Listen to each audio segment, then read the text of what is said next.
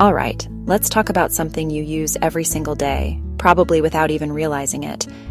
Artificial intelligence, or AI, on websites. Think of it like this. You walk into your favorite mega store and there's a super helpful employee who knows exactly what you bought last time. They point you to a new flavor of chips they think you'll love and can answer your questions instantly. On the internet, AI is that invisible employee. AI controls are basically the settings that let you tell this super smart digital helper how you want it to behave. They are the little knobs and switches behind the scenes that determine what the website shows you, how it talks to you, and what it remembers about you for next time. Imagine you're building with Legos. The AI starts with a huge box of data bricks. Every click you make, every video you watch for more than 3 seconds, every item you add to a cart, and every search term you type. Each action is a single Lego brick. The AI's job is to take all these bricks from millions of users and start building models. It looks for patterns. For example, it might notice that people who buy Lego space shuttles also tend to buy Lego astronaut figures. The AI finds millions of these connections, creating a giant, complex web of how things and people relate to each other.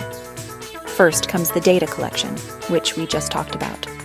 Second, the AI processes this data using something called an algorithm, just a fancy word for a set of rules or instructions, like a recipe.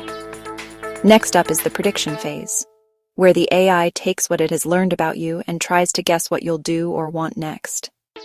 Finally, we have the action or personalization phase. This is the part you actually see. The AI takes its prediction and changes the website accordingly. The most obvious place is the recommendation engine. Think about a streaming service. After you finish a show, a whole row of "because you watched" suggestions appears. That's pure AI at work, analyzing the genre, actors, and plot of what you just watched. The same goes for e-commerce sites. The customers who bought this also bought sections are classic examples of AI trying to upsell you. Another incredibly common AI feature is the chatbot, the little chat window that pops up asking, "Hi, how can I help you today?" In the past, this was likely a real person, but today, it's almost always an AI trained on thousands of customer service conversations. It can understand your questions and provide instant answers. Only if it gets stumped will it transfer you to a human agent. Personalized search results are another huge one. Search for headphones with a friend. You'll probably see different results, in a different order. Don't forget personalized advertising. If you look at boots on one site, you'll suddenly see ads for those same boots everywhere else online. Some websites even use AI to change their homepages based on your reading habits. You might be wondering where you can actually see this AI in action and take control of it. The good news is that most major websites give you a key. You just have to know where to find the keyhole. The AI control panel isn't labeled with a big flashing sign. It's often tucked away inside your account settings under tabs like Privacy, Personalization, or Ad Settings.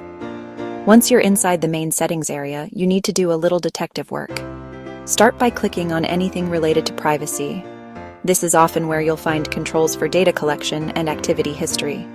By clearing this history or pausing its collection, you are essentially starving the AI of its primary food source, which can reset your recommendations. Look for a section about personalization or recommendations. Some platforms let you explicitly tell them which genres you like or dislike. Hunt for advertising settings. Social media sites almost always have an ad preferences section where you can see interests the AI thinks you have. You can remove any topics that are wrong or that you don't want to see ads for anymore. Let's walk through a real example. Say your recommendations are totally messed up. Maybe you fell asleep and it autoplayed 6 hours of documentaries about competitive cheese rolling. It's time to perform some digital surgery. Log into your account on a web browser. The website usually has more detailed settings than the TV app. Find Profile and Parental Controls.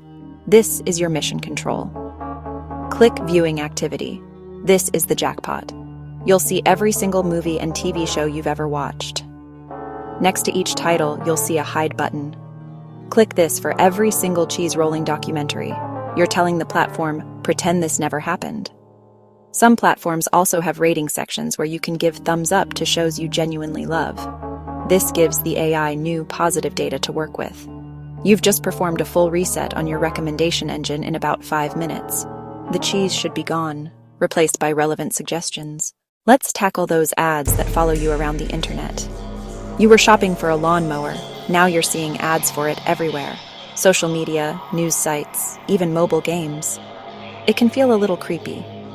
To control this, you need to go to the source, the ad settings on the social media platform where you're seeing the ads. Navigate to your settings and find Ad Preferences or Ad Center. This is your command center for advertising. Inside, you'll find ad topics where you can manage interests and, more importantly, data from partner settings. This toggle controls whether the platform uses your activity on other websites for ad targeting. Turning it off is incredibly powerful. For an even deeper clean, you can manage your off-platform activity. See which websites have shared your activity and disconnect past activity from your account. By managing ad topics, turning off partner data, and clearing off-platform activity, you've built a privacy wall around your account. You'll still see ads, but they'll be more generic, based only on information from that specific platform, giving you much greater control over tracking. These AI controls are powerful, but like any tool, they have good and bad sides. When AI works well, it's amazing, helping you discover new favorites and saving tons of time. AI chatbots get you instant answers instead of waiting on hold, and AI search helps you find what you need in massive product catalogs. AI brings order to the chaos of massive amounts of information, but privacy is the big concern.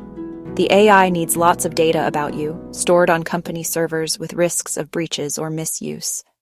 There's also the filter bubble, when AI gets so good at showing you what you like that it never shows you anything else, limiting exposure to new ideas.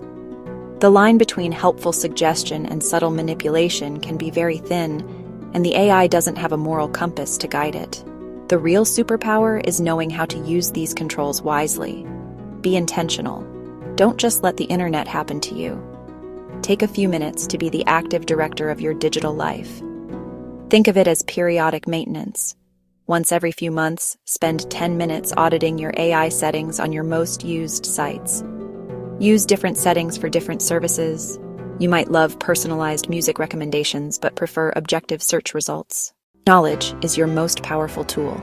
Simply by understanding that these AI systems exist and that you have controls to manage them, you've taken a massive step toward becoming a more empowered digital citizen. Don't be afraid to experiment. Go into settings and toggle something off. See how it changes your experience.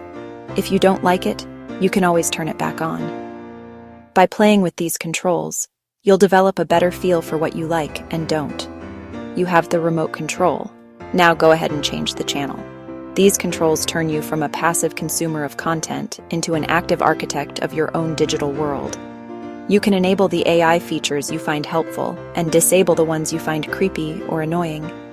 You can create a bespoke AI experience across the web, enabling it where it adds value and restricting it where it feels intrusive, which is, honestly, a pretty powerful shift in thinking.